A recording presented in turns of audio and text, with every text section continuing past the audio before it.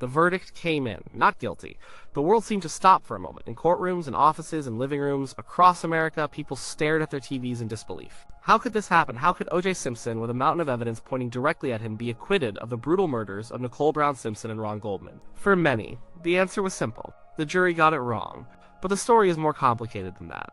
The verdict wasn't just about O.J. Simpson. It became about something else entirely. It became about the Los Angeles Police Department, and at the center of that story was one man, Detective Mark Fuhrman. The question that still hangs in the air decades later is whether O.J. Simpson was acquitted, because the police, and Fuhrman in particular, were so incompetent, so corrupt, and so racist that they handed the defense the ultimate weapon, reasonable doubt. To understand the answer, you have to go back to the beginning. The prosecution's case looked like a slam dunk. It was built on a foundation of physical evidence that seemed impossible to refute. There was a trail of blood. Blood was found at the crime scene on Bundy Drive. It was found in Simpson's white Ford Bronco. It was found on his driveway at his Rockingham estate. And a bloody sock was found in his bedroom. DNA testing, still a relatively new technology to the public, was presented as scientific fact. The blood at Bundy had Simpson's DNA.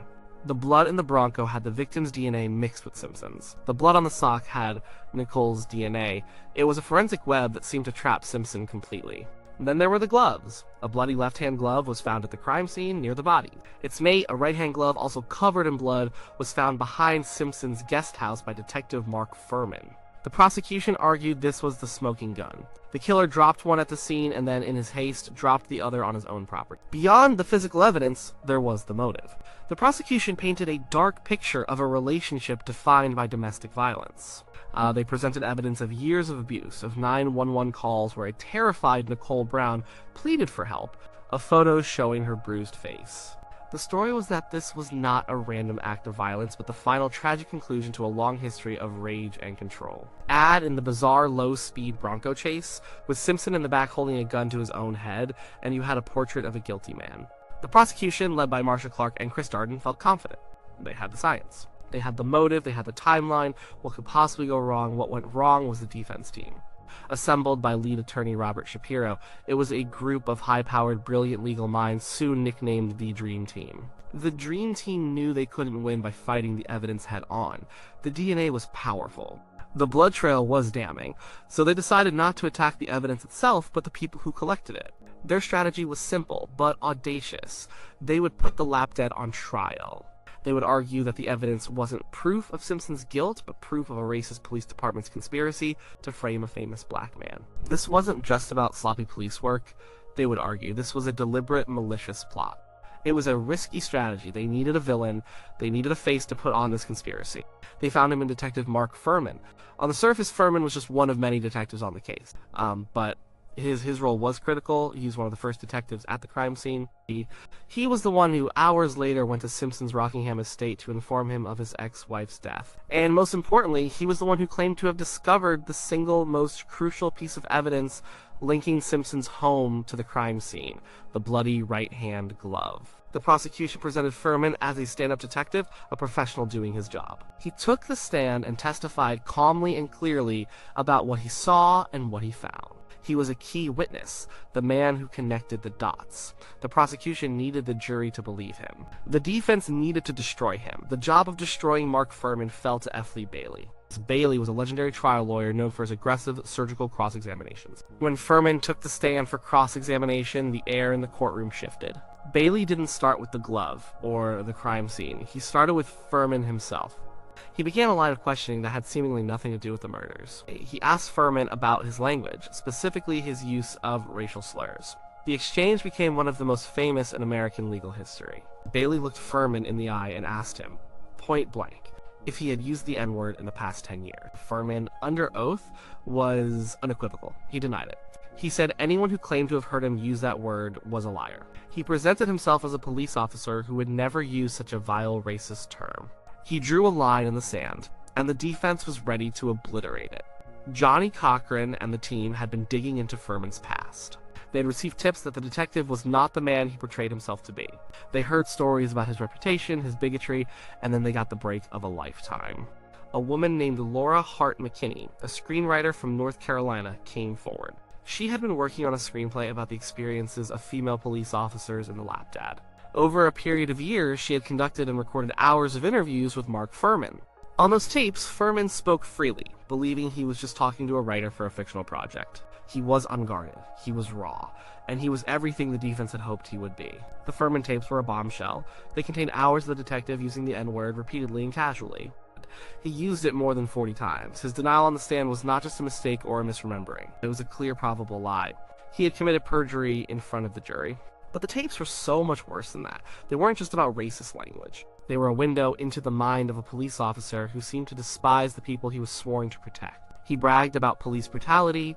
He spoke with glee about beating suspects, about manufacturing evidence, about covering up for fellow officers. He talked about how police would pull over interracial couples just to harass them. He described a culture of violence and racism within the Lapd that was a nightmare come to life. In one of the most chilling passages, he told McKinney, "We got females, and dumb niggers, and all your Mexicans that can't even write the name of the car they drive." In another, he recounted a story of an interrogation.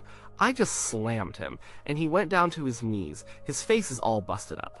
He talked about planting evidence to frame people. He described a police culture where such actions were not only accepted, but were a part of the job. The defense now had the weapon they needed. The tapes proved Fuhrman was a liar.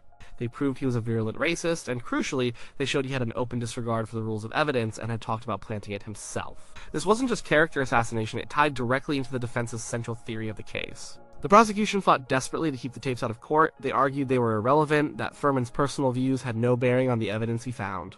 They knew if the jury heard those tapes, their case would be mortally wounded. The legal battle raged for days. Judge Lance Ito listened to the tapes in private, and his wife was even mentioned on them, nearly causing a mistrial.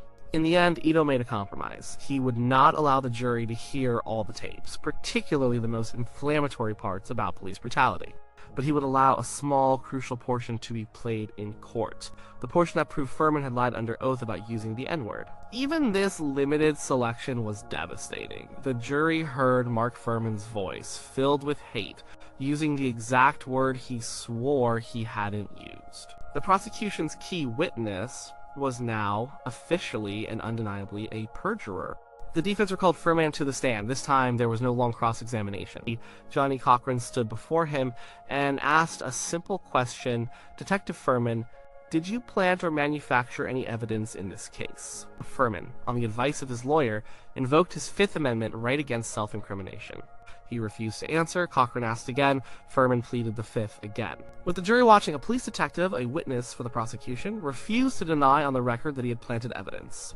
In that moment, for many in the jury, the trial was over. Cochran had his villain. In his powerful closing argument, he didn't just attack Fuhrman, he used Fuhrman as a symbol for the entire Lapd.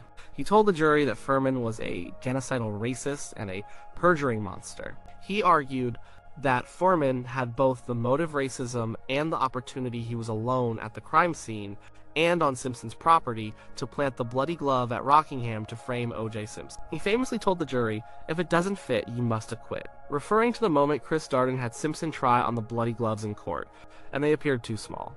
But the more powerful argument, the one that truly resonated, was his attack on the police. He urged the jury to send a message to stand up against a corrupt police force. He wasn't just asking them to acquit O.J. Simpson, he was asking them to police the police. The Fuhrman tapes were the centerpiece of this strategy, but they didn't exist in a vacuum.